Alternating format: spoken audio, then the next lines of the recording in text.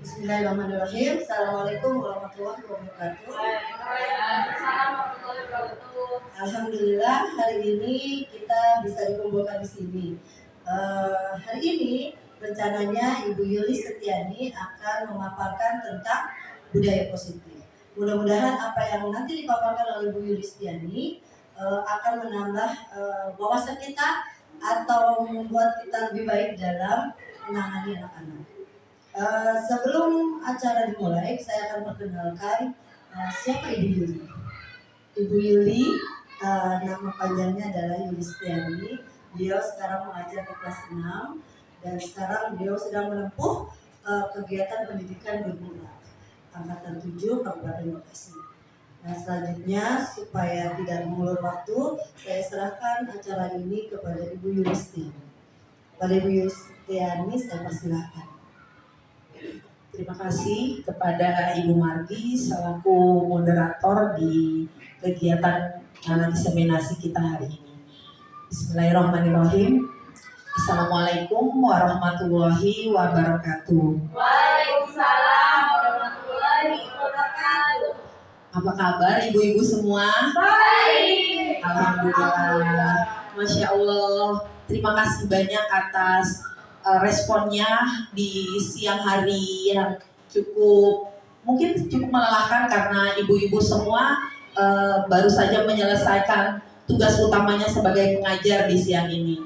Saya haturkan terima kasih sebanyak-banyaknya pertama kepada Ibu Kepala Sekolah Ibu Rahayu Mulyawiati yang sudah memberikan izin kepada saya untuk menyampaikan sedikit ilmu yang sudah saya dapatkan dalam pendidikan calon guru penggerak di Kabupaten Bekasi.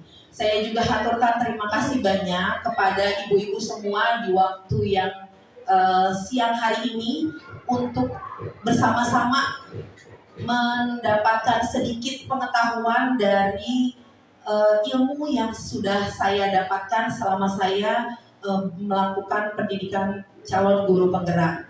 Bapak Ibu, maaf mungkin hari ini di sini yang hadir hanya ibu-ibu saja ya, biar agak semangat. Mungkin saya minta sedikit waktunya untuk kita sedikit melakukan kegiatan. Ketika saya nanti tanya apa kabar Bapak Ibu, alhamdulillah. Kemudian mana dia semangatmu? Nanti ibu-ibu bilangnya ini dia semangatku, gitu ya. Bisa ya Bapak Ibu ya, bisa ya.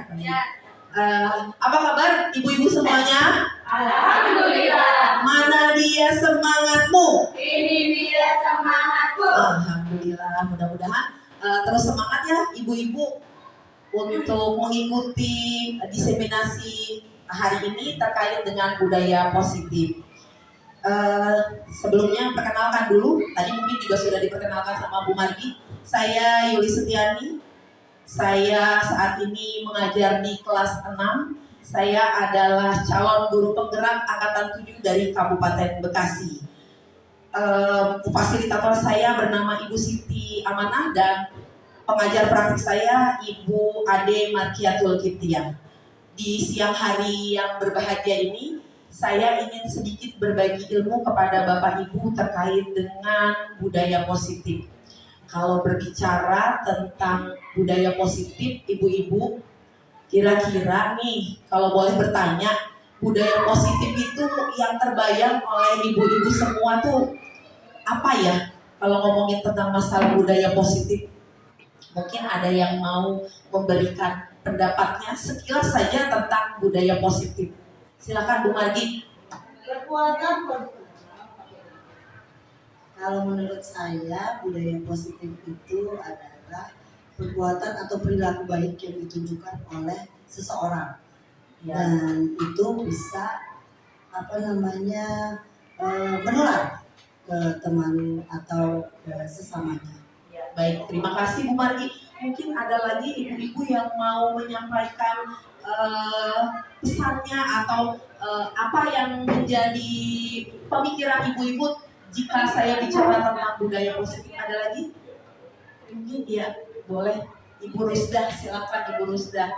Terima kasih Bu Yuli. Kalau menurut saya budaya positif adalah kebiasaan baik yang kita lakukan di sekolah, terutama anak-anak kita yang akhirnya menjadi kebiasaan yang mereka lakukan. Jadi budaya positif adalah kegiatan atau perilaku baik yang kita biasakan di sekolah. Itu Bu Yuli. Wah, Masya Allah, terima kasih banyak. Masih ada lagi ibu-ibu? Ada, oh ya, silakan Ibu Rosmito, MPD, silakan Bu. Ya, terima kasih waktunya Bu Yulistiani. Kalau menurut pendapat saya, budaya positif itu adalah nilai-nilai atau keyakinan-keyakinan yang berpusat pada siswa dengan tujuan supaya siswa dan juga stakeholder yang ada di sekolah itu memiliki kebiasaan baik, nilai-nilai dengan akhlak yang baik, berpikir kritis, dan juga bisa beradaptasi dan membawa lingkungan ke arah yang lebih baik lagi. Mungkin itu Ibu. Oke, baik. Terima kasih Ibu. Wah, luar biasa. Ibu-ibu walaupun di siang hari yang sudah cukup melelahkan ini, tapi saya melihat ibu-ibu masih bisa memberikan nuansa, bisa memberikan pendapat yang luar biasa terkait dengan budaya positif. Apa yang tadi disampaikan oleh Bu Rusda, Bu Margi, dan Bu Rosmito, saya setuju ya teman-teman, sepakat dengan yang beliau-beliau kita disampaikan. Budaya positif itu adalah sebuah pembiasaan yang bernilai positif. Jadi segala sesuatu yang namanya pembiasaan yang bernilai positif, yang di dalamnya mengandung sejumlah kegiatan. Kegiatan ini yang tujuannya adalah menumbuhkan karakter. Karakter yang seperti apa? Sudah pasti kalau di sekolah karakter yang baik. Karena kita bicara tentang budaya positif di sekolah, maka penumbuhan karakter ini bukan hanya kepada siswa kita saja, tetapi juga kepada kepala sekolah, kepada kita sebagai gurunya, juga kepada seluruh elemen sekolah yang ada, bahkan menyentuh pada visi dan misi sekolah juga. Nah, inilah yang akan kita bahas hari ini terkait dengan pembiasaan positif. Mari kita lanjutkan ya, ibu-ibu ya. Kalau bicara tentang budaya positif, kita kembali lagi dulu kepada tugas utama kita, ibu-ibu. Tugas utama kita adalah mengajar, betul ya? Coba mari kita merefleksi dulu.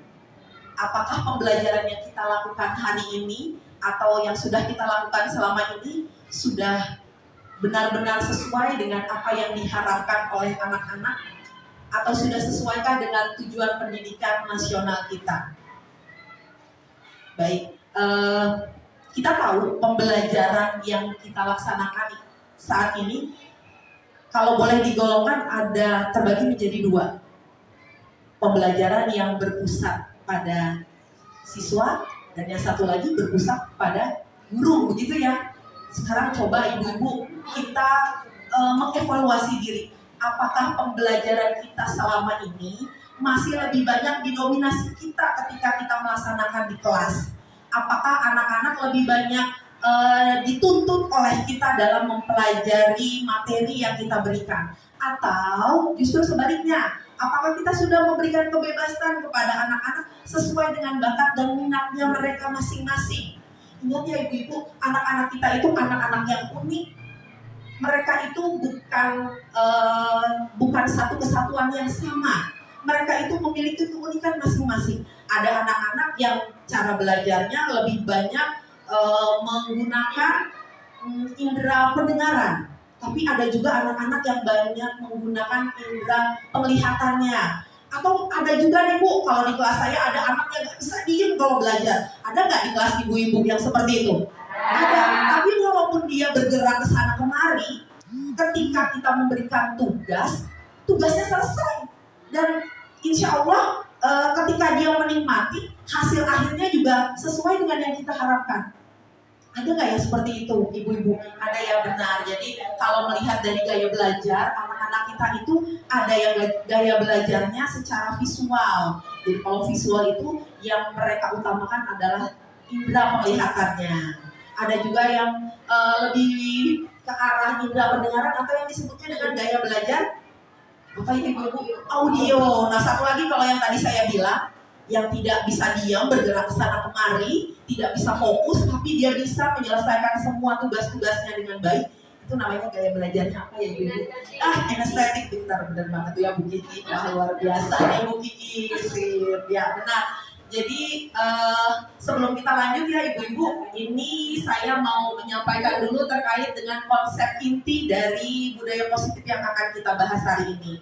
Ada beberapa poin, mudah-mudahan ibu-ibu tetap semangat ya. Yang pertama kita akan bahas tentang perubahan paradigma.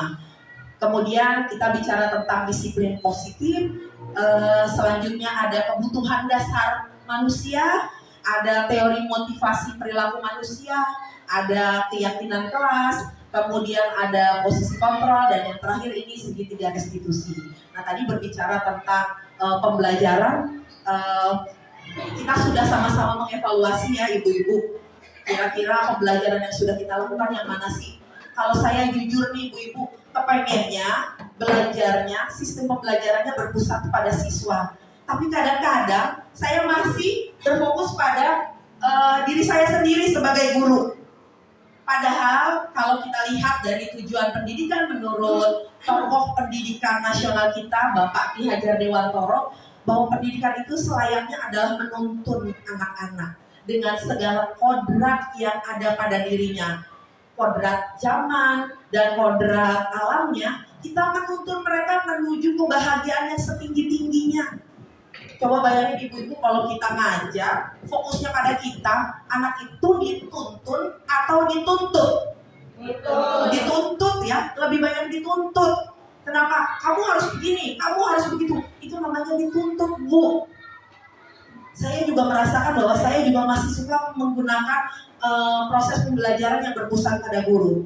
Tapi setelah saya belajar di pendidikan calon guru penggerak, saya seperti dibukakan bahwa selama ini saya masih banyak melakukan malpraktek kepada siswa-siswi saya. Bahwa selama ini saya masih belum bisa membahagiakan mereka. Nah makanya di kesempatan yang berbahagia ini saya ingin bersama-sama berbagi kepada ibu-ibu. Yang dibagi bukan sesuatu yang bernilai material ya Bu, tapi insya Allah kalau kita kalau kita lakukan ini, insya Allah tujuan pendidikan seperti yang diharapkan oleh Ki Hajar Dewantoro akan tercapai. Nah, melalui pembelajaran yang berpusat pada siswa, seperti yang tadi saya sampaikan, kita berusaha untuk mengakomodir setiap keunikan dari siswa-siswi kita. Nah, akhirnya nanti pembelajaran yang kita hadirkan adalah pembelajaran yang berdiferensiasi. Masih semangat ibu-ibu? Masih, alhamdulillah. Kita lanjut ya ibu-ibu ya. Oke. Nah, berbicara tentang dunia pendidikan, ternyata sampai saat ini masih banyak terjadi miskonsepsi tentang teori kontrol. Wah, saya kalau berbicara ini ibu-ibu, saya seperti berbicara tentang kesalahan pada diri saya. Mari kita lihat satu persatu apa yang terjadi di dunia pendidikan, terutama di kalangan para pendidik tentang miskonsepsi teori kontrol. Ibu-ibu, kita lihat ya nomor satu nih ibu-ibu. Selama ini kita berpikir bahwa kita sebagai guru itu bisa mengontrol murid. Benar nggak ibu-ibu? Ketika ada anak yang salah, kita merasa kitalah yang menguasai mereka. Dan menurut kita, ketika kita memberikan hukuman, kita sudah membuat yang terbaik buat mereka, memberikan hal yang terbaik buat mereka. Dengan cara itu kita sedang mengontrol mereka. Pernah nggak kita seperti itu ibu-ibu? Ya. Saya pernah Bu, saya pernah banget. Ya Allah, dosa saya banyak banget kayaknya buat anak-anak. Ini sebenarnya adalah ilusi ibu-ibu. Kok bisa ya Bu dibilang ilusi gitu ya? Nanti kita akan bahas di tahapan selanjutnya. Kemudian miskonsepsi yang berikutnya adalah bahwa semua penguatan positif itu efektif dan bermanfaat. Selama ini kita selalu berpikir bahwa kalau kita memberikan penguatan positif itu efektif dan bermanfaat untuk anak-anak. Ketika anak-anak salah, terus kemudian mungkin bukan salah ya, tapi ketika anak-anak kita berikan penghargaan, menurut kita itu adalah cara terbaik untuk menumbuhkan karakter pada anak-anak. Apakah ini salah? Oh, ternyata ini termasuk salah satu ilusinya para pendidik atau miskonsepsi yang terjadi di dunia pendidikan. Selanjutnya yang ketiga ibu-ibu, ilusi bahwa kritik dan membuat orang merasa bersalah dapat menguatkan karakter. Coba ibu-ibu, pernah nggak kita mengkritik anak murid kita? Sering ya. Kalau saya, karena saya mengajar di kelas 6, saya sering mengkritik anak-anak. Karena anak-anak kelas 6 itu mereka sudah mulai diajak berpikirnya bisa lebih lebih masuk ya ke kita.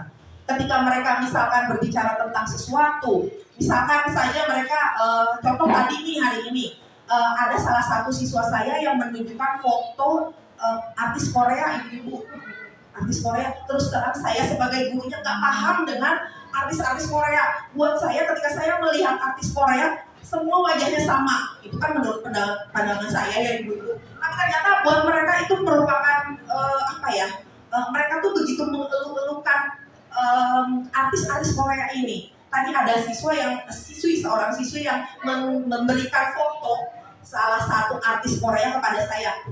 Kemudian dia bilang, "Ibu, ini ganteng gak Bu?" Gitu ya. Aduh, karena saya nggak kenal mereka, saya nggak tahu itu si artis bagaimana. Terus saya akhirnya sempat mengatakan begini sama anak murid saya, kayaknya orang Korea itu wajahnya sama semua deh. Emang kamu senang sama yang kayak begitu? Ibu sih nggak senang sama yang kayak begitu. Kayaknya kamu lebih baik senang sama artis-artis Indonesia yang wajahnya memang sudah jelas kelihatan, ya, karena memang mereka lebih terlihat familiar buat kita. Nah itu ya ibu-ibu ya, itu hanya sebagai contoh aja bahwa ternyata ketika kita mengkritik sesuatu kepada murid kita, itu termasuk ke dalam salah satu ilusi seorang guru.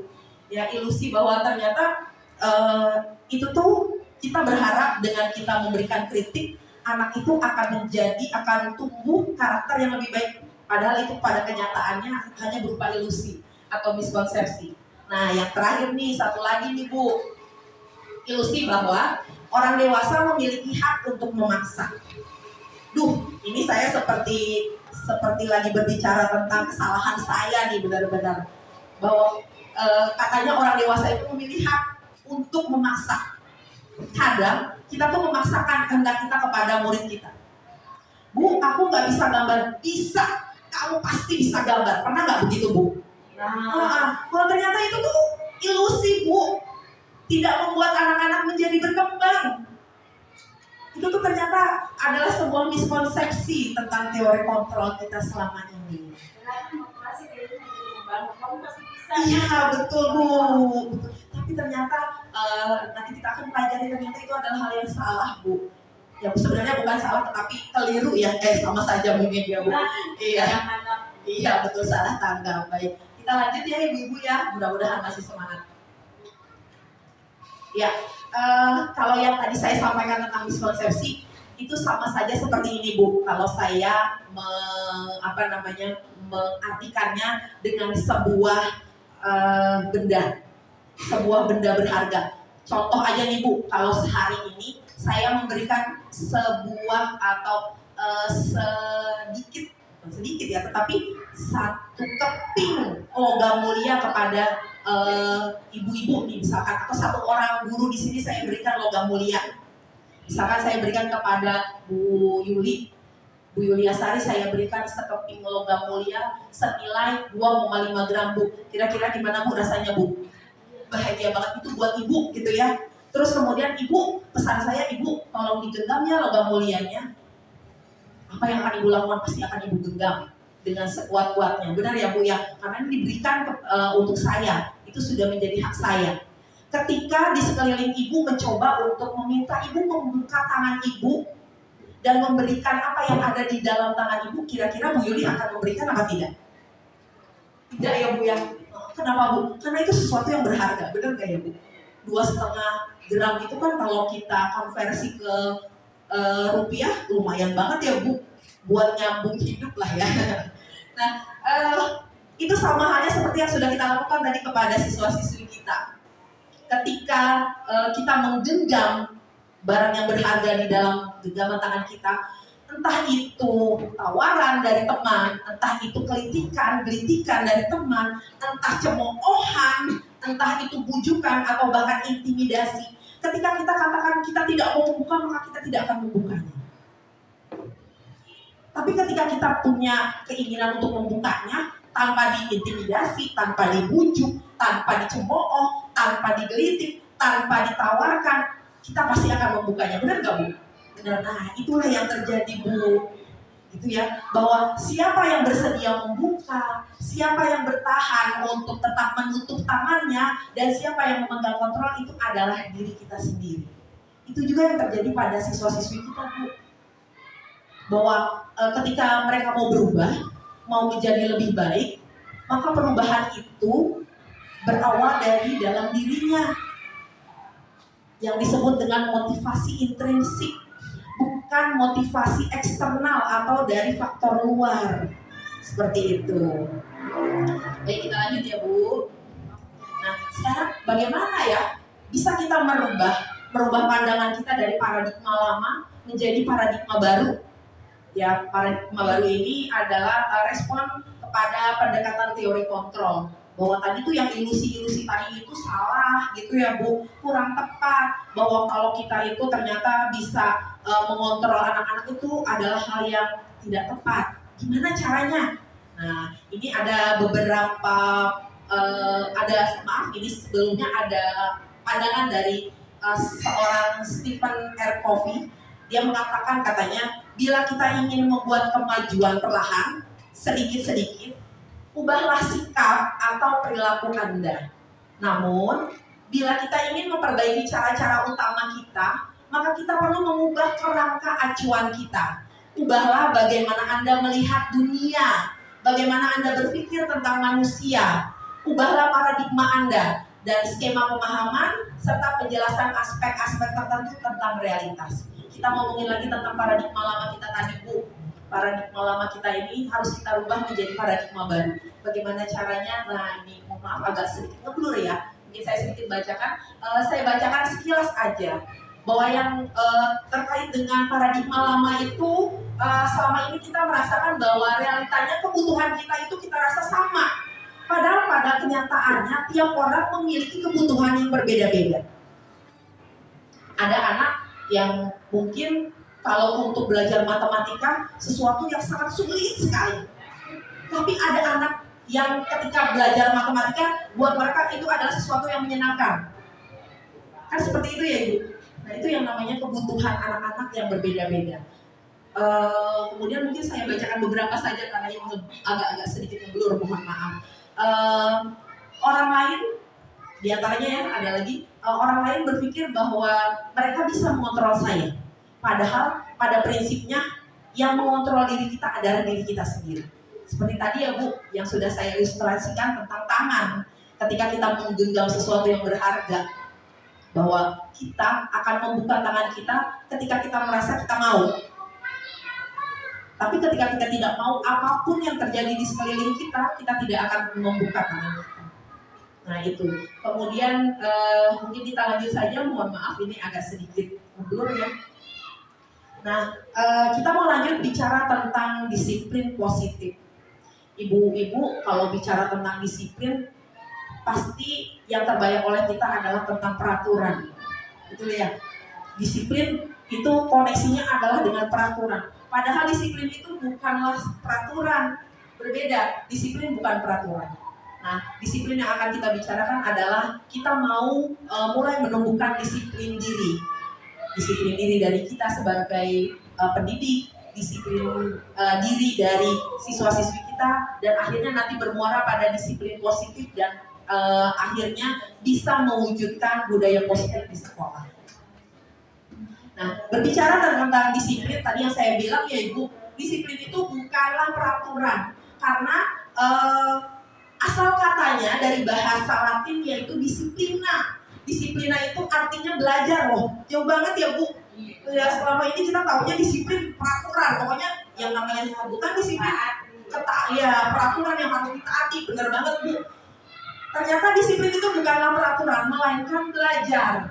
Disiplin itu, disiplin diri membuat orang menggali potensinya menuju sebuah tujuan dan apa yang dia hargai. Tapi ternyata begitu masuk ke dalam kebudayaan kita, orang Indonesia, disiplin itu berubah maknanya menjadi sesuatu yang dilakukan seseorang pada orang lain untuk mendapatkan kepatuhan. Nah itu tadi Bu, kalau udah ngomongin peraturan, disiplin kita harus patuh. Kalau enggak kita kena apa Bu? Hukuman, betul. Kena hukuman, kena sanksi, gitu ya. Dan akhirnya kita melakukan disiplin itu karena kita takut atau kita menghindari hukuman. Nah ini yang akhirnya jadi salah konsep tentang disiplin. Baik, tadi setuju banget ya kalau kita udah ngomongin disiplin. Selama ini yang dibayangkan kita adalah kita harus disiplin agar kita bisa mengikuti peraturan dan tujuannya agar terhindar dari hukuman. Selain terhindar dari hukuman, biasanya ada tujuan lain, yaitu untuk mendapatkan imbalan. Bener gak ya ibu-ibu? Ada nih murid saya yang maunya datang pagi, tujuannya agar bisa mendapatkan imbalan berupa hadiah dari bu gurunya. Saya pernah lakukan itu kepada siswa saya. Saya pernah bilang, siapapun yang datang pagi, paling pagi akan ibu berikan hadiah. Wah, itu anak-anak berlomba-lomba, Bu. Ibu, aku datang pagi. Ibu, aku datang nomor 1. Aku datang sebelum 6:30 loh, Bu. Bahkan sebelum ibu datang ke sekolah, saya sudah datang. Wah, luar biasa ibu-ibu. Di awal kita merasa kayaknya, wah, berarti berhasil nih saya mendisiplinkan anak murid saya. Tapi ternyata itu bukanlah hal yang diharapkan dari sebuah kata disiplin. Karena apa yang dilakukan oleh anak-anak itu sifatnya hanya jangka pendek, Bu. Ketika nanti berganti gurunya, naik kelas ketemunya bukan dengan saya, maka kata disiplin itu akan hilang dari mereka. Tidak lagi mereka datang pagi-pagi, kenapa orang udah gak dapat hadiah dari bu guru, bener gak Bu? Nah itu ya Bu yang dibilang bahwa disiplin itu salah satunya adalah untuk mendapatkan imbalan. Nah ini kutipan lagi dari tokoh pendidikan kita Bapak Ki Hajar Dewantoro bahwa untuk mencapai kemerdekaan atau konteks pendidikan kita saat ini, untuk menciptakan murid yang merdeka, syarat utamanya harus ada disiplin yang kuat. Disiplin yang dimaksud adalah disiplin diri yang memiliki motivasi internal. Nah ibu-ibu kalau udah ngomongin masalah menghindar hukuman, mendapatkan imbalan, itu namanya motivasinya eksternal. Bukan dari dalam diri anaknya, tetapi dari luar. Itu makanya tadi sempat saya sampaikan, kalau sifatnya motivasinya eksternal, nggak akan bertahan lama Bu. Tujuan kita untuk menciptakan siswa-siswi yang memiliki karakter tidak akan bisa tercapai kalau motivasinya motivasi eksternal. Gimana caranya ya biar bisa menimbulkan atau menumbuhkan motivasi internal. Nanti kita bahas ya ibu-ibu. Tetap semangat ya ibu-ibu ya. Alhamdulillah, kita lanjut dulu. Ya. Nah, berbicara tentang disiplin positif. Disiplin positif ini merupakan unsur utama. Unsur utama dalam membentuk budaya positif.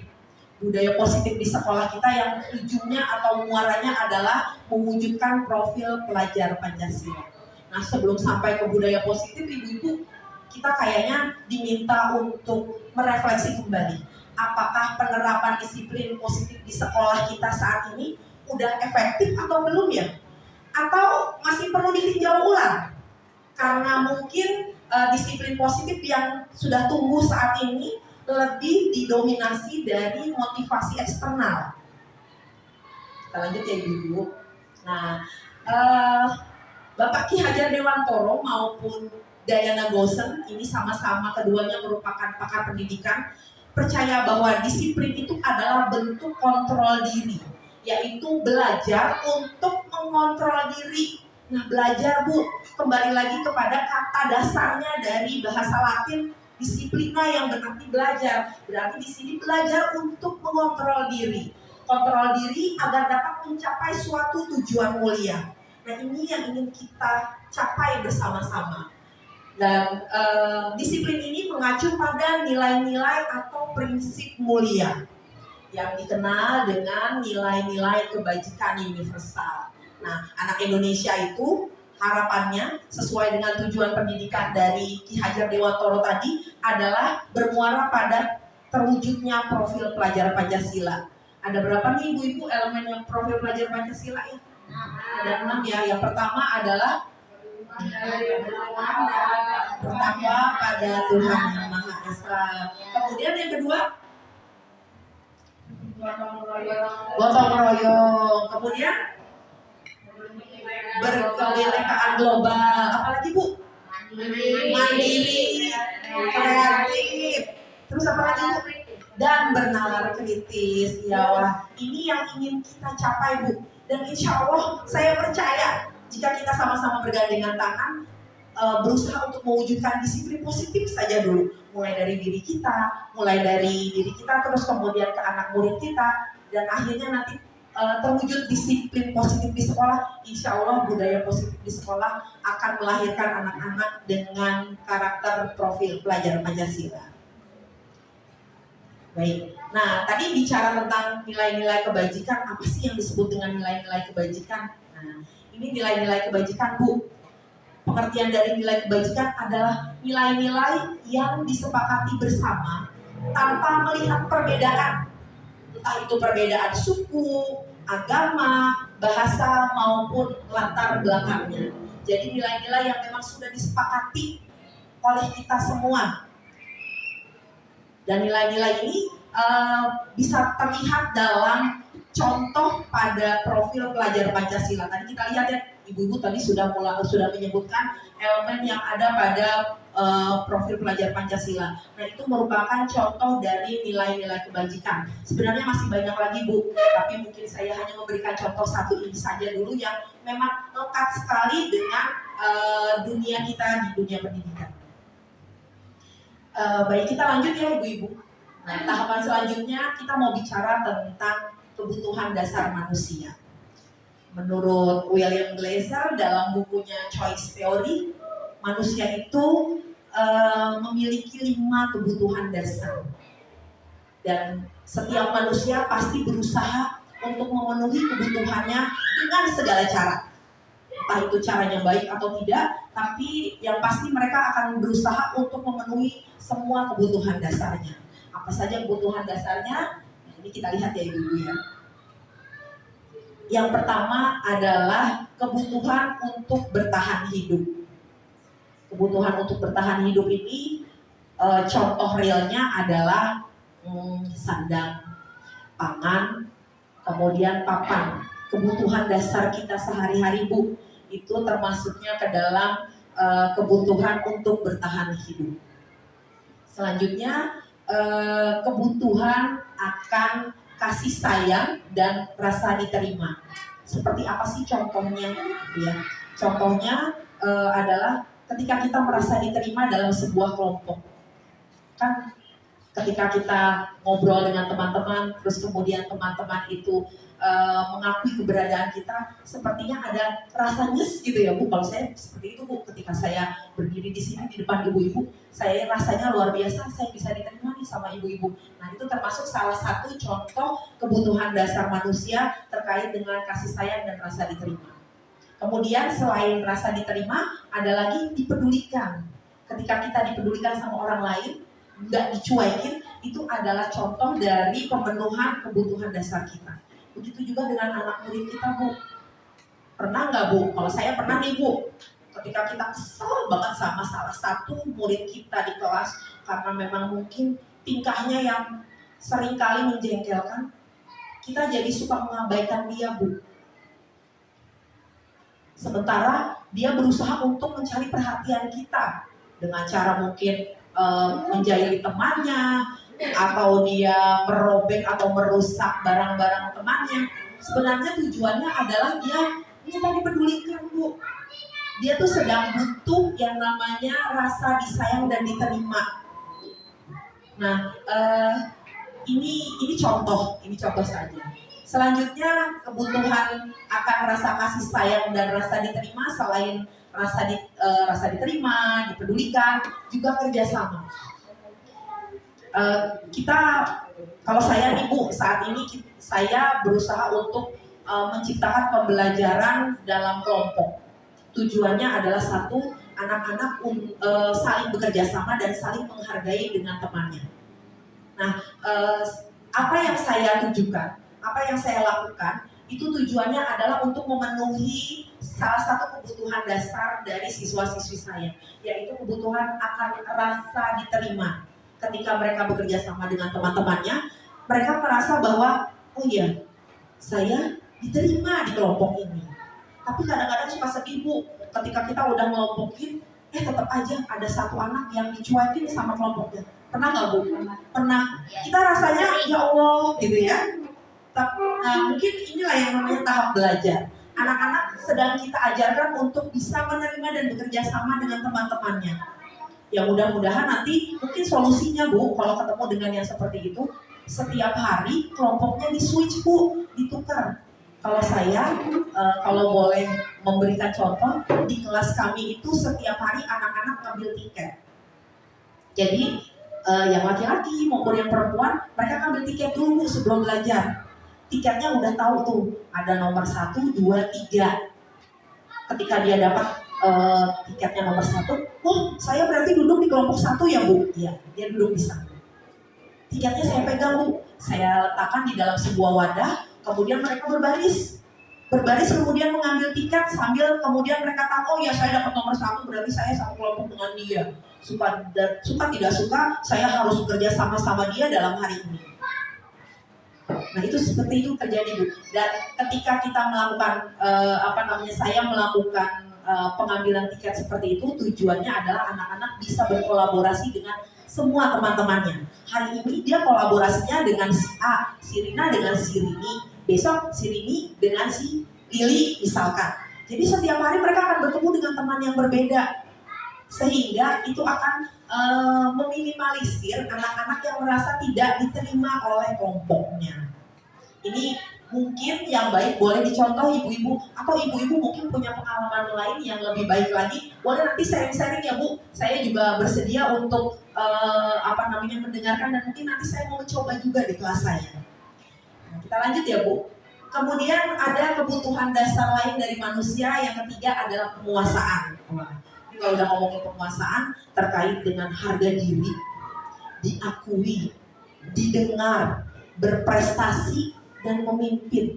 Coba deh ibu-ibu, ketika kita lagi melakukan pemilihan ketua kelas, kemudian si terpilih, siswa yang terpilih sebagai ketua kelas, pastinya dia akan merasa bangga. Dia bangga kenapa? Karena ternyata teman-temannya memilih kepada dia. Sebagian besar teman-temannya memilih dia untuk memimpin, menjadi pemimpin di kelasnya. Nah itu artinya kebutuhan dasar dia terhadap rasa penguasaan itu terpenuhi. Sama halnya ketika kita juga seperti itu Bu. Ketika kita diberikan misalkan kita diberikan kesempatan untuk mengikuti suatu perlombaan, terus kemudian kita menang Bu, rasanya kan senang ya Bu. Rasanya senang, dan kita merasa bahwa kita menguasai sekali materi atau bidang yang dilombakan, dan rasanya membuat kita jadi lebih percaya diri.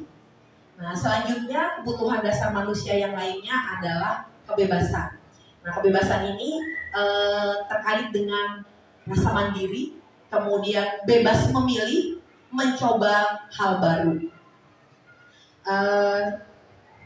Kalau bicara tentang kebebasan, jika kita sudah melaksanakan pembelajaran berdiferensiasi ibu-ibu, pembelajaran yang berpusat pada siswa, mereka itu kita arahkan untuk bisa memilih model pembelajaran yang menurut mereka nyaman. Nah, contoh model pembelajaran berdiferensiasi adalah misalkan produk hasil jadinya Bu, hasil akhir dari pembelajaran yang kita harapkan, tugas yang kita berikan. Anak-anak, tugas hari ini misalkan ya Bu, hari ini tugasnya kalian membuat pengamatan tentang makhluk hidup, tumbuhan. Silakan kalian menyebar berdasarkan kelompoknya, kemudian mencari tahu tentang tumbuhan. Kemudian nanti hasil akhirnya kalian bebas untuk memilih membuat laporan dalam bentuk yang kalian suka. Boleh dalam bentuk misalkan tabel, dalam bentuk narasi, dalam bentuk, Bu, laporan langsung boleh nggak, Bu? Saya pengen jadi seorang reporter, misalkan ada anak yang seperti itu, Bu. Saya mau laporin langsung kepada Ibu, boleh nggak, Bu? Jadi kayak YouTuber, oh boleh, silakan aja. Atau mereka kepengen membuatnya dalam bentuk mind mapping. Nah, ketika kita memberikan kebebasan, mereka akan semakin senang, Bu. Semakin senang, dan harapan kita bisa memberikan, bisa memenuhi kebutuhan dasar akan kebebasan mereka. Selanjutnya, kebutuhan dasar yang terakhir adalah kesenangan. Nah, kalau udah ngomongin kesenangan, kayaknya bukan anak-anak ya. Nah, memang ini kebutuhan dasar manusia, bukan hanya anak-anak, tetapi orang dewasa pun juga memiliki kebutuhan akan rasa senang. Rasa senang ini contohnya adalah bermain, kemudian humor dan tertawa. Kalau anak-anak udah pasti, apalagi anak-anak SD, Bu, anak-anak SD itu memang senangnya bermain. Jadi ketika kita melakukan sebuah pembelajaran di kelas, mungkin di mix atau dipadu padankan dengan games, itu membuat anak-anak jadi semangat, Bu. Bener kan ya? Kalau kita ngadain games, anak-anak hari ini kita mau ke games ya, pasti mereka langsung bersorak-sorak, hore, ya Bu, asik gitu ya. Kenapa? Karena memang dunianya adalah dunia bermain, dan itu merupakan salah satu kebutuhan dasar kita, yaitu bermain. Terus kalau anak-anak itu biasanya habis selesai belajar, mereka tuh bercanda sama teman-temannya. Itu juga sebenarnya mereka dalam rangka memenuhi kebutuhan dasarnya akan kesenangan. Jadi sebenarnya mereka nggak ada yang salah, Bu. Kadang-kadang kitanya aja ya, Bu, yang suka agak-agak gimana gitu sama anak-anak. Yang udah selesai, udah jangan bercanda. Bener nggak, Bu? Itu saya, Bu. Terus terang saya seperti itu, Bu. Ya Allah, dosa lagi ya, Bu. Kita masih belum bisa membahagiakan anak-anak ternyata. Nah itu, ini adalah kebutuhan dasar menurut William Glasser. Kita lanjut ya ibu-ibu. Masih semangat ibu-ibu? Semangat. Oke. Mana dia semangatmu? Ini dia semangatku. Alhamdulillah, Masya Allah. Baik, kita lanjut ibu-ibu. Nah ini dia nih, ini adalah salah satu contoh. Bukan salah satu, ini malah dua contoh ya ibu-ibu. Dua contoh dari bagaimana kita melihat anak yang ingin memenuhi kebutuhan dasarnya. Nah, anak yang di sebelah kanan ini saya ilustrasikan adalah anak yang kurang berhasil secara akademik. Biasanya kalau anak yang kurang berhasil secara akademik, dia bener nggak sih Bu? Kalau saya bilang anak ini nantinya akan jadi anak yang suka ngatur orang lain dan berusaha untuk menjadi penguasa di dalam kelas. Nah sebenarnya tujuan dia adalah untuk memenuhi kebutuhan dasarnya akan penguasaan. Nah di satu lagi, yang ini Bu, kalau lihat dari ekspresi wajahnya anak ini sedih. Yang tadi saya sampaikan Bu, anak yang ini dia menyendiri, tidak punya teman. Kasihan ya Bu ya, kasihan sekali. Nah sebenarnya dia ini lagi ingin mencoba untuk memenuhi kebutuhannya akan rasa kasih sayang dan diterima. Salah satu caranya bagaimana mungkin tadi yang sudah saya sampaikan ke ibu-ibu tentang bagi-bagi tiket di awal pembelajaran, itu mungkin bisa jadi salah satu solusinya. Walaupun mungkin belum tentu bisa sama ya Bu, nanti pelaksanaannya di kelas masing-masing. Kita lanjut dulu Bu. Nah, kita lanjut dengan teori motivasi perilaku manusia. Bahwa ternyata apa yang kita lakukan itu sebenarnya ada 3 Bu. Kalau dilihat motivasi perilaku manusia itu ada 3. Yang pertama, untuk menghindari ketidaknyamanan atau hukuman. Balik lagi nih Bu, ketika kita melakukan sesuatu, murid kita melakukan sesuatu di sekolah, di kelas terutama, tujuan dia kalau untuk menghindari ketidaknyamanan atau hukuman, berarti ini adalah salah satu contoh dari teori motivasi perilaku manusia. Kan kita sering ya Bu, ngasih PR ke anak-anak. Nah, jangan lupa ya, hari ini tugas yang belum selesai, kalian selesaikan di rumah. PR-nya buat besok ya, gitu ya Bu ya. Nah ternyata begitu besok kita mau cek, ada anak yang pagi-pagi dia berusaha untuk menyelesaikan PR-nya di sekolah. Kenapa dia menyelesaikannya di sekolah? Satu, karena dia lupa mengerjakannya di rumah. Terus kemudian tujuannya lagi adalah untuk menghindari ketidaknyamanan atau hukuman. Aku kalau nggak ngerjain pasti bakal dihukum nih sama Bu Yuli. Nanti disuruh ngepel misalkan, disuruh di dalam kelas nggak boleh diberikan waktu untuk istirahat. Nah itu adalah motivasi. Nah motivasi seperti ini adalah motivasi eksternal. Kita lanjut dulu. Yang kedua yaitu untuk mendapatkan imbalan dari orang lain. Mungkin tadi saya sudah sedikit menyampaikan contoh Bu, apa yang sudah terjadi pada siswa saya dulu ya Bu, sebelum saya mengikuti pendidikan guru penggerak. Saya yang tadi saya bilang, saya pernah memberikan penghargaan kepada anak murid saya yang datangnya pagi. Ternyata ini juga termasuk ke dalam motivasi eksternal. Karena motivasi eksternal ini sifatnya tidak akan lama, alias jangka pendek. Selanjutnya, yang terakhir ini adalah untuk menghargai diri sendiri. Inilah Bu, ini sesungguhnya yang ingin kita kembangkan dan akan kita akan kita tumbuhkan kepada murid-murid kita, yaitu untuk menghargai diri sendiri. Ketika dia mengerjakan PR, tujuannya bukannya untuk menghindar dari hukuman atau biar dapat imbalan hadiah, tetapi itu adalah kebutuhan saya. Artinya saya memang murid yang bertanggung jawab. Begitu ya, nah itulah yang disebut dengan motivasi eksternal, dan inilah yang merupakan tujuan dari disiplin positif.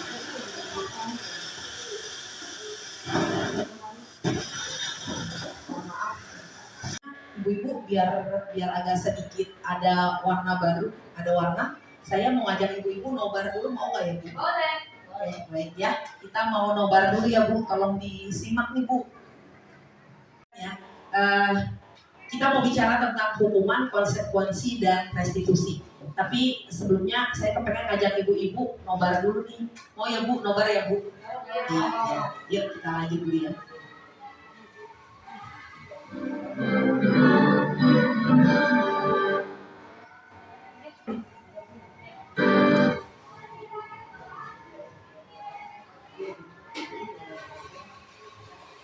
Ya, ini adalah ilustrasi ketika anak-anak sedang mengikuti upacara pengibaran bendera. Ya, mohon maaf sebentar ya Ibu.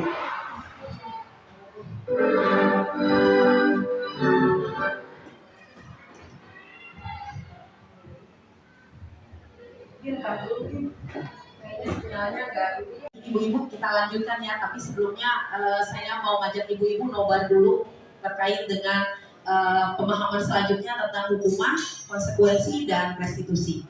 Mau ya ibu-ibu ya? Iya.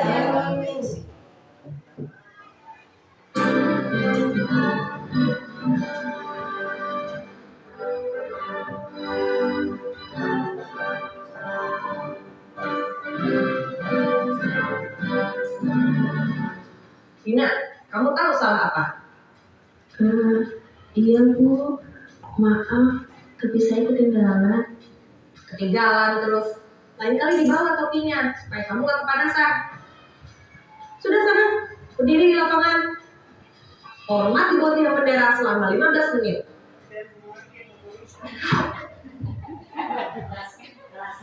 Wah, gimana ibu-ibu? Kita pernah lakukan itu gak ya ibu-ibu? Iya, oke, baik. Ya Allah, kalau yang tadi itu namanya apa Bu? Ada yang tahu nggak Bu? Yang kita lakukan ke anak-anak itu namanya apa Bu? Hukuman ya Bu. Oh hukuman sih, kenapa? Karena tadi kita lihat bagaimana ekspresi gurunya, ekspresi kita dalam kartun tadi ya Bu.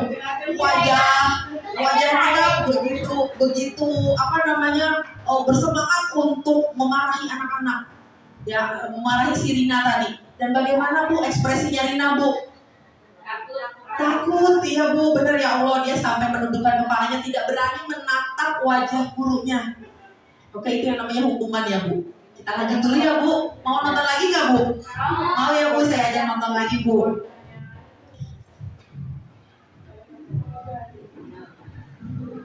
Duh, haus nih. Anak-anak, selesai mengerjakan halaman 50, lanjutkan sampai halaman 56 ya. Baik Pak.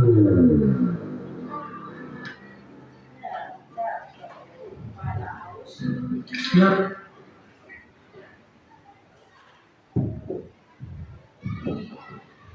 Iya, sabar ya ibu-ibu. Mohon maaf ini terkendala dengan sinyal. Astaga. Ya, apa yang terjadi si Haska ini tadi tidak sengaja menyenggol atau menumpahkan tempat minumnya dan mengenai tas temannya. Jadi bahas apa nih pas aku? Sudah. Nah, kemudian yang dilakukan oleh Pak gurunya, dia mengatakan, katanya Haska, jika salah, apa yang harus dilakukan Haska? Gitu ya. Sudah, Haska, ayo jika salah, apa yang harus dilakukan Haska? Kita lihat apa yang dilakukan oleh Haska.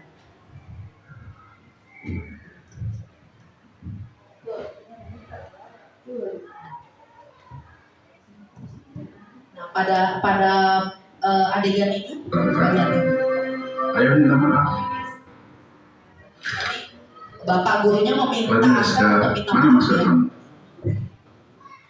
Nah, ini masih dalam situasi di ruangan kelasnya Haska.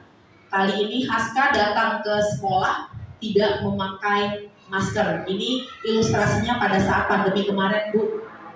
Kemudian ditegur oleh Pak gurunya. Haska, katanya mana maskernya? Oh iya, maaf Pak, saya lupa pakai.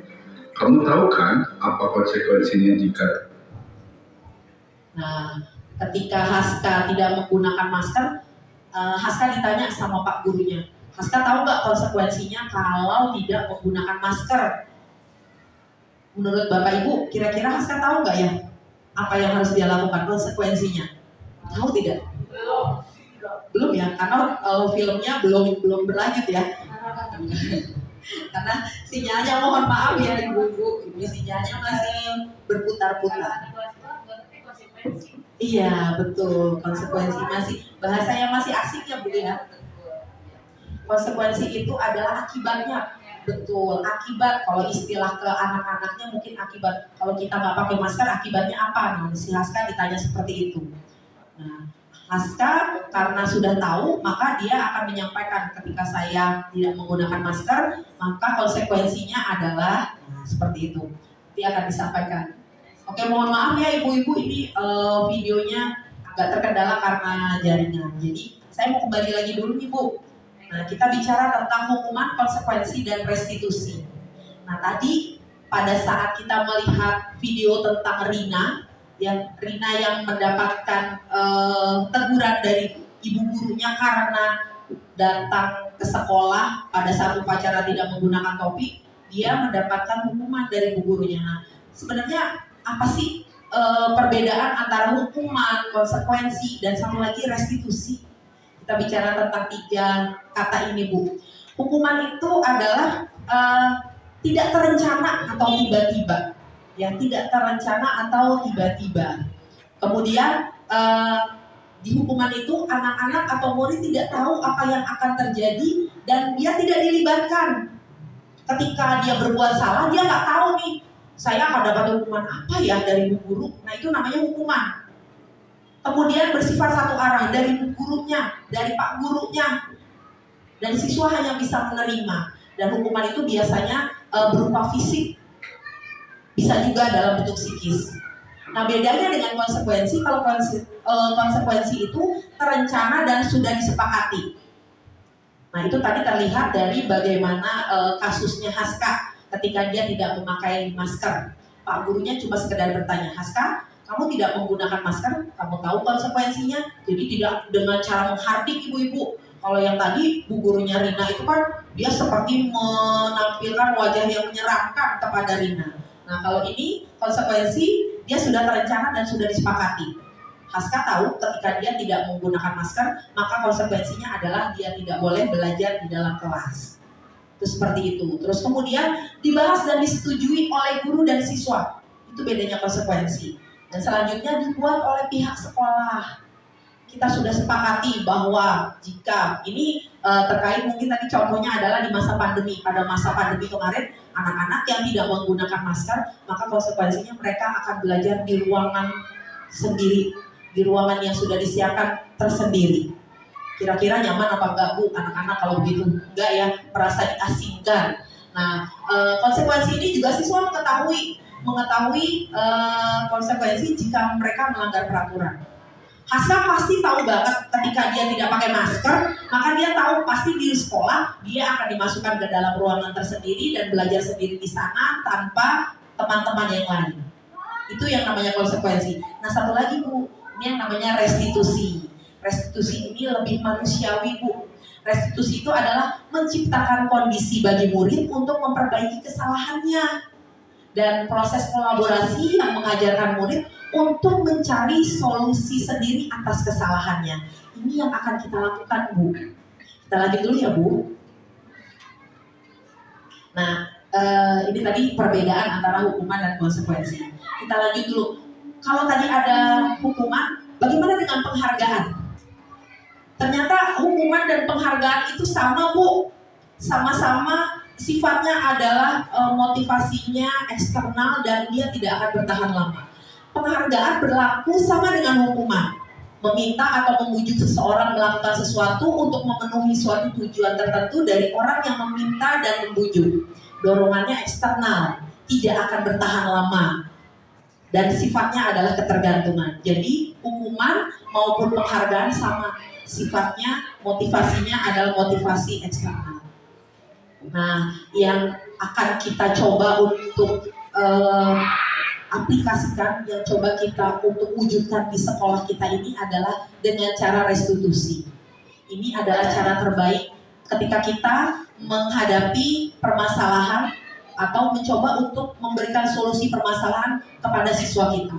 Karena dengan restitusi, kita mencoba untuk menciptakan kondisi bagi murid di mana mereka berusaha untuk memperbaiki kesalahannya dengan cara mencari sendiri solusinya, bukan dari kita. Kalau dari kita berarti sifatnya eksternal, tapi ketika datangnya dari diri sendiri, maka sifatnya internal dan itu akan bertahan lama dan insya Allah nantinya akan membentuk sebuah karakter yang positif.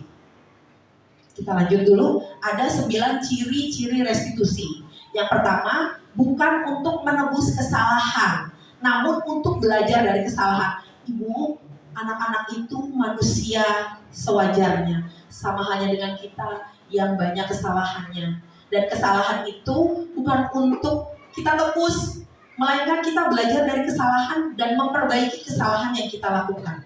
Sama juga dengan anak-anak. Jadi ketika mereka melakukan kesalahan, mereka punya kesempatan untuk memperbaiki kesalahan mereka. Yang kedua, untuk memperbaiki hubungan. Hubungan dengan siapa? Sudah pasti dengan hubungannya dengan, mungkin kalau dia membuat salah dengan temannya, seperti tadi si Haska menumpahkan air ke tas temannya, berarti memperbaiki hubungan Haska dengan temannya. Dan selanjutnya, kemudian restitusi ini adalah berupa tawaran bukan paksaan. Jadi ketika kita mau membantu anak menyelesaikan permasalahan, kita memberikan tawaran pada mereka bukan paksaan. Kalau selama ini kita memaksa, ayo kamu harus begini, kamu harus begitu, itu paksaan Bu. Dan itu sifatnya tidak akan bertahan lama. Selanjutnya restitusi itu menuntun, nah kembali lagi menuntun untuk melihat ke dalam diri. Restitusi juga mencari kebutuhan dasar yang mendasari tindakannya. Setiap tindakan anak yang melakukan sebuah kesalahan pasti punya dasar. Ketika ada anak yang datangnya terlambat, kita tanya, kita telusuri, ternyata ada kebutuhan dasar yang belum terpenuhi. Kebutuhan dasar apa? Misalkan dia pagi-pagi sudah lapar Bu. Anak-anak kalau udah lapar kan kasihan ya Bu ya. Mereka mau berangkat ke sekolah dalam kondisi lapar, mereka tuh harus menahan perutnya. Akhirnya dia lihat orang tuanya lagi masak. Ma, aku makan dulu ya Ma, baru berangkat ke sekolah. Apa yang terjadi Bu? Akhirnya datang ke sekolahnya terlambat. Tujuan sebenarnya apa sih? Karena dia sedang memenuhi kebutuhan dasarnya. Itu contoh saja. Selanjutnya restitusi diri adalah cara yang paling baik. Betul, ini adalah cara yang paling baik. Kemudian restitusi fokus pada karakter bukan tindakan. Jadi kita lagi mau memperbaiki karakter murid kita, bukan tindakannya. Kalau tindakannya itu nggak akan bertahan lama. Tapi ketika kita memperbaiki karakter murid kita, insya Allah itu lebih bertahan lama.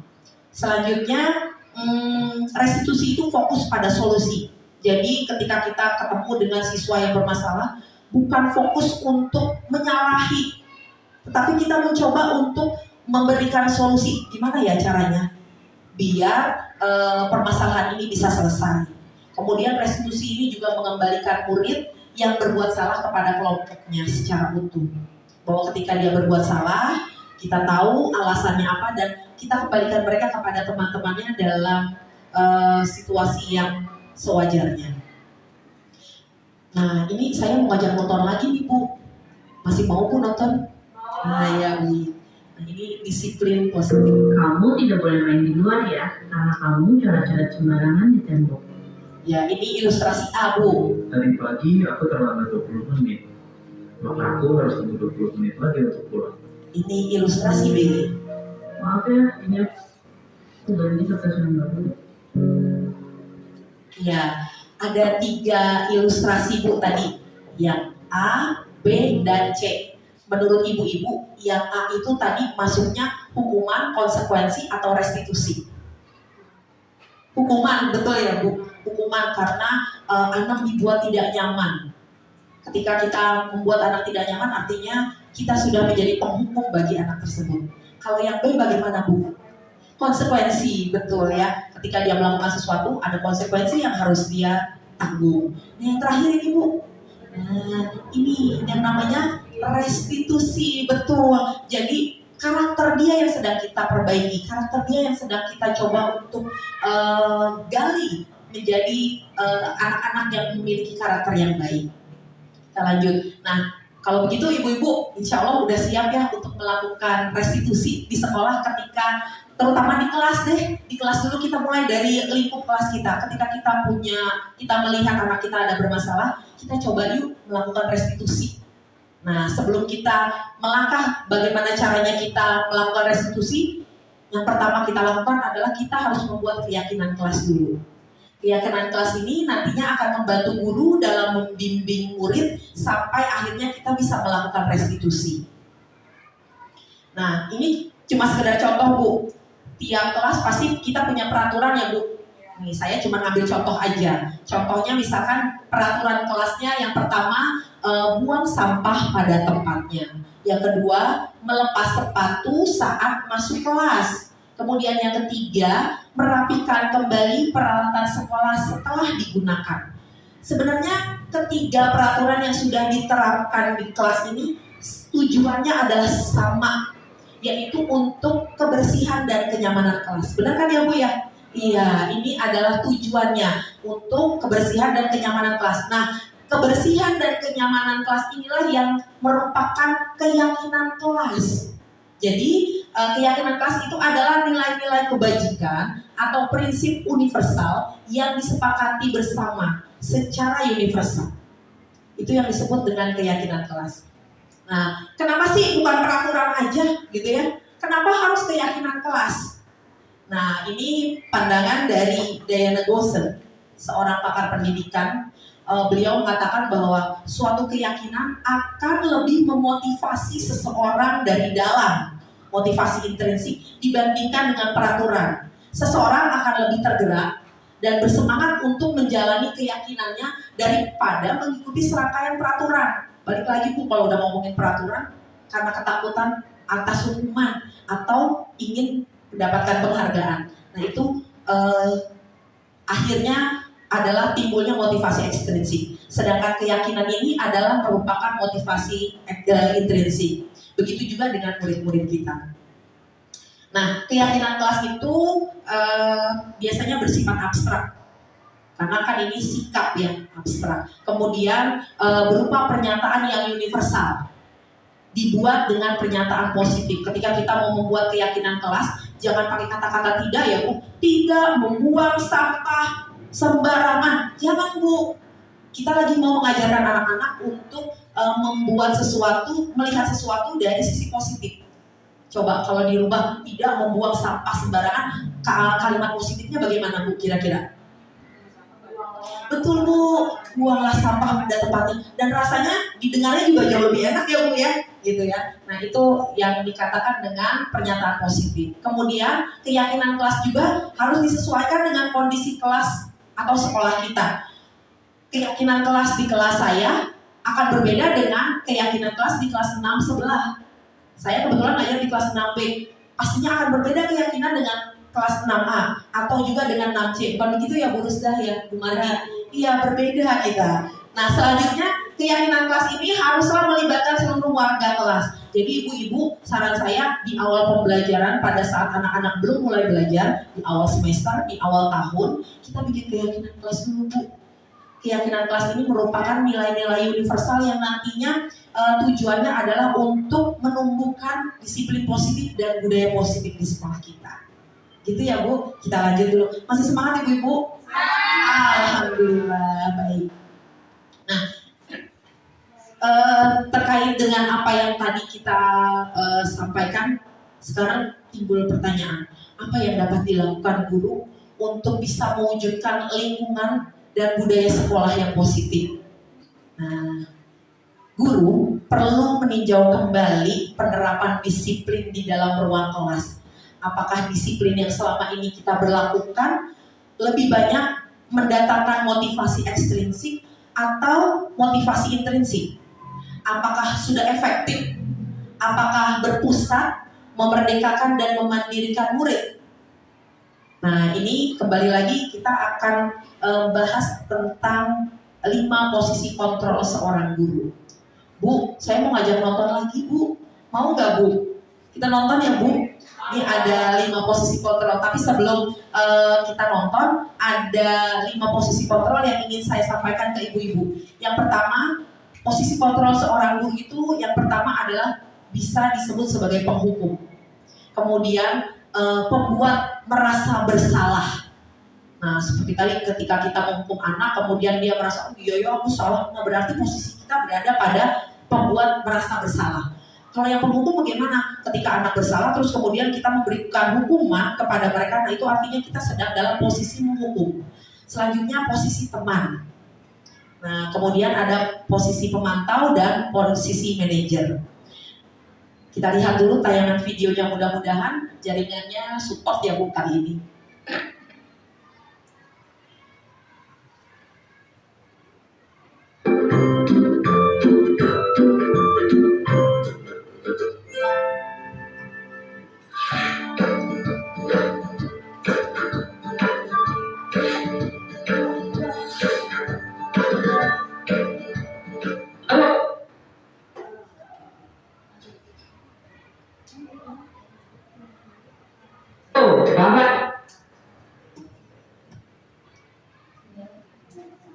Ibu guru.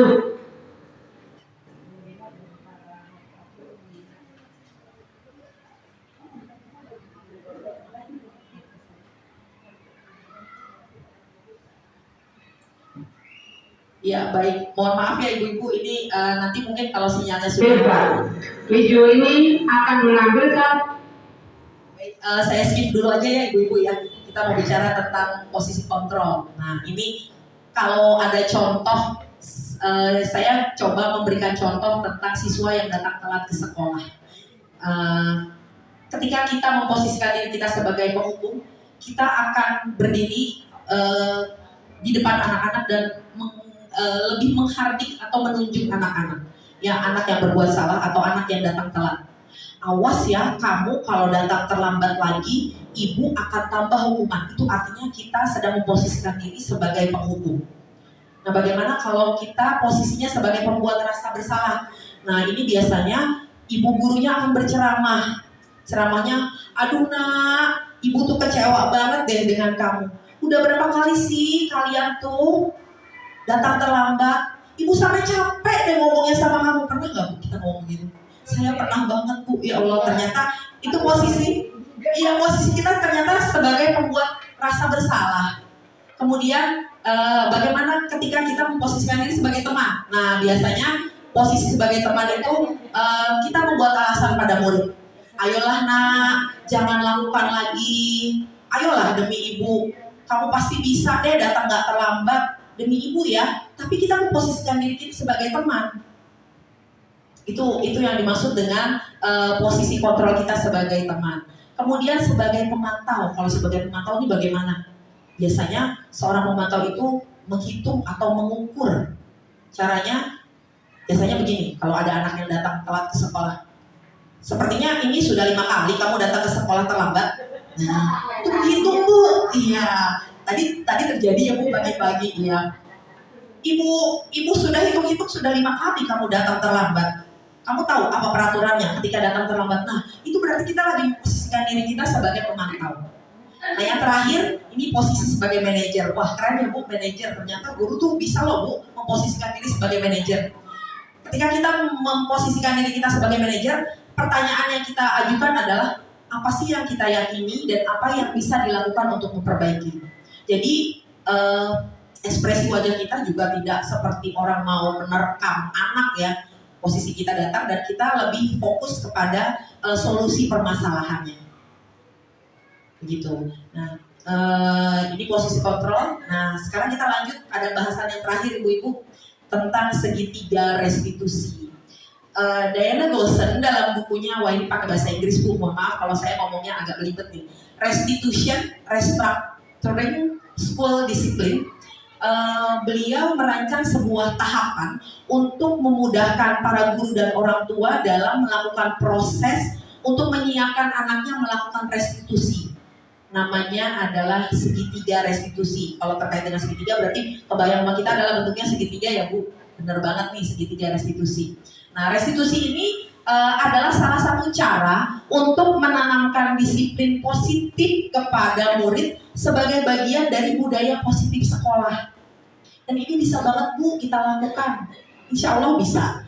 Dan restitusi ini tujuannya adalah membimbing murid, ya murid dibimbing untuk bisa berdisiplin positif. Kita tidak lagi menyalahkan murid, tetapi kita membimbing mereka ketika mereka sedang menghadapi masalah. Dan akhirnya terciptalah atau terwujudlah murid yang merdeka dan memiliki karakter profil pelajaran Pancasila. Seperti apa sih segitiga restitusi? Biar nggak penasaran Bu, ini yang namanya segitiga restitusi. Bukan sesuatu yang aneh ya, pastinya bentuknya segitiga nih. Nah, ada 3 tahapan dalam segitiga restitusi. Yang pertama yaitu menstabilkan identitas. Nah, di sini teori kontrolnya adalah kita semua akan melakukan hal yang terbaik yang bisa kita lakukan. Biasanya pertanyaannya terkait dengan menstabilkan identitas adalah setiap orang pasti pernah melakukan kesalahan. Kemudian kamu bukan satu-satunya yang pernah melakukan kesalahan tersebut. Jadi itu yang pertama akan kita lakukan. Kita mau menstabilkan identitas dulu dengan cara memberikan pertanyaan tadi. Kemudian langkah berikutnya adalah validasi tindakan yang salah. Teori kontrolnya adalah semua perilaku memiliki alasan. Kita tahu tiap anak ketika mereka membuat satu tindakan, baik itu tindakan baik ataupun buruk, pasti ada alasannya. Jadi pertanyaannya biasanya kalau terkait dengan validasi tindakan, kamu tentu punya alasan dong, kenapa sih kamu melakukan itu? Ketika dia datang terlambat, kita akan bertanya, kamu pasti punya alasan ya, kenapa sih kamu datang terlambat hari ini? Nah, itu kita sedang melakukan validasi tindakan yang salah. Kemudian pertanyaan selanjutnya, adakah cara yang lebih efektif untuk mendapatkan apa yang kamu butuhkan? Nah, itu juga merupakan contoh dari pertanyaan yang bisa kita ajukan ketika kita lagi melakukan segitiga restitusi. Yang terakhir, langkah berikutnya adalah menanyakan keyakinan. Nah, ini Bu, perlunya kita membuat keyakinan kelas. Karena ketika anak berbuat kesalahan, kita akan mengembalikan mereka pada keyakinan kelas yang sudah kita sepakati bersama. Pertanyaannya biasanya, teori kontrolnya, kita semua memiliki motivasi internal. Pertanyaannya biasanya, keyakinan kelas apa yang telah kita sepakati? Kalau tadi ngomongin kasusnya adalah datang terlambat, kita akan bertanya kepada anaknya, kamu tahu nggak keyakinan kelas kita apa yang sudah kita sepakati bersama? Datang tepat waktu Bu, apakah yang kamu lakukan tadi sudah sesuai dengan kesepakatan kelas? Belum Bu. Nah, itu seperti itu Bu, kita lagi membimbing anak-anak seperti itu. Terus kemudian pertanyaan selanjutnya, kamu ingin menjadi orang seperti apa sih? Gitu ya, dari segitiga restitusi ini. Ibu-ibu, saya izin nih, saya kemarin sempat melakukan segitiga restitusi kepada siswa saya. Jadi ceritanya mungkin nanti mudah-mudahan sinyalnya bisa support, tapi kalau tidak saya mau bercerita saja ya Bu. Jadi ceritanya saya mendapati anak murid saya namanya Nabila, tiba-tiba dia memecahkan botol minuman temannya. Dia banting, Bu, saya kaget. Saya ada sebenarnya di situ. Saya sampai kaget. Terus kemudian temannya sampai menangis. Akhirnya saya coba untuk mengajak bicara kepada Nabila. Dan alhamdulillah setelah saya melakukan ketiga tahapan dalam segitiga restitusi ini, saya bisa mengajak Nabila untuk mencari solusi atas permasalahannya sendiri. Dan alhamdulillah akhirnya permasalahannya bisa selesai dengan temannya dengan baik. Dan Nabila bisa kembali pada kelompoknya dengan kondisi yang sewajarnya. Ini sebenarnya saya kepengen ngajak nonton lagi nih, Bu. Mohon maaf ya, Bu. Mungkin mohon maaf sebelumnya Bu Gina, saya minta tolong di handphone saya tolong dinyalakan ininya hotspotnya, Bu. Karena biasanya terkoneksi dari situ ke handphone saya. Agak intermezzo sedikit ya, Bu.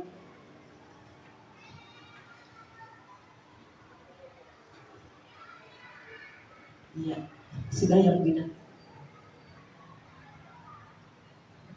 Sudah Bu Gina? Iya, baik. Kita lanjut ya, Bu. Nah ini mohon maaf bukannya mau show off, tapi ini mudah-mudahan bisa jadi pelajaran. Kalau baik boleh ditiru, Bu. Kalau tidak baik nanti tolong saya dikasih masukannya. Oh maaf, ini ada di sini. Iya, ini dia.